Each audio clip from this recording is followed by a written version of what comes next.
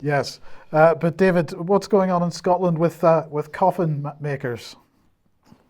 Well, there's not a lot going on because they're going on strike as well. Here we've got the Herald reporting workers at the Co-op's only British coffin factory in Glasgow have begun a week-long strike for a pay rise.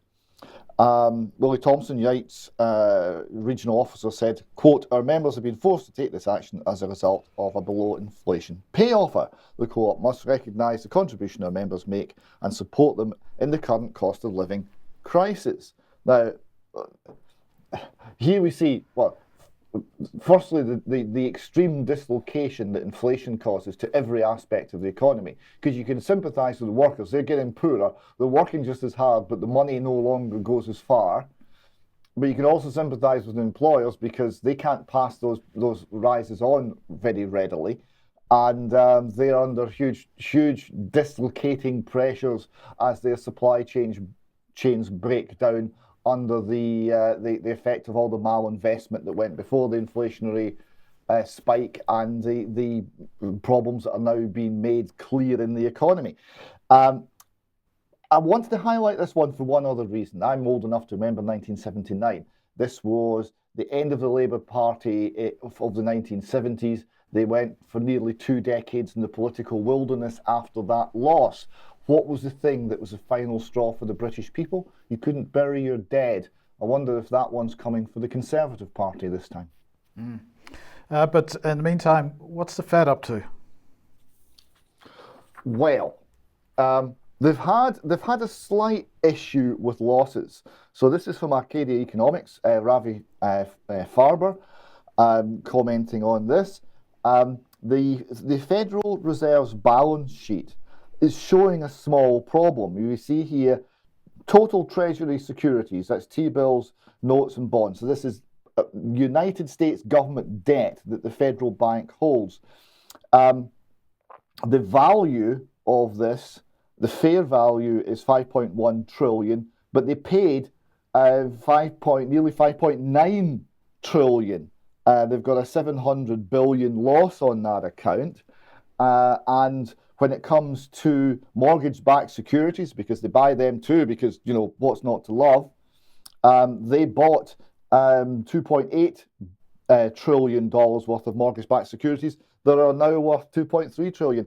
And another nearly $500 billion loss on that. So the total is $1,125,302,000,000 losses on their balance sheet, which in anybody's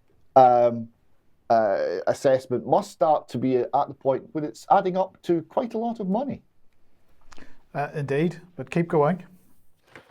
So this is all caused by interest rates going up, as the value of these bonds is inversely related to the interest rate. So as the interest rates go up, the price of the bonds go down, and all the bonds on the Fed's book have to be revalued. And this is actually sucking real assets and out of the Federal Reserve System, which does have a tendency to undermine the dollar. At the same time, they're trying to reduce the money supply. Now, I've got here the M2, this is the sort of broader money supply issued by the Federal Reserve, the Missouri Fed. And what you'll see is a steady increase at a gradually increasing rate. The huge financial crisis of 2008 shows us a little upward blip, almost at this scale not visible in the ever-increasing money supply.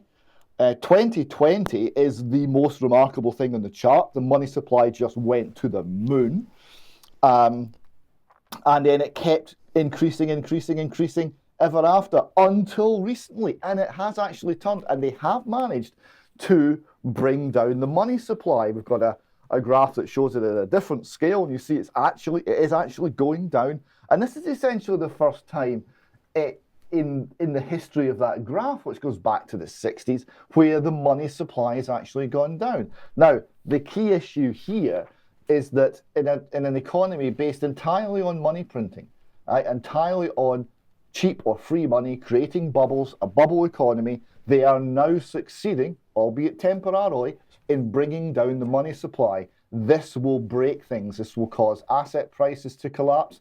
And in response, I think, they will go back to money printing. So that graph, we'll keep an eye on that. That graph will show whether the Federal Reserve are succeeding in their fight against inflation, or whether they've actually broken something in the economy and they've abandoned that fight and we're going back to money printing. Time will tell.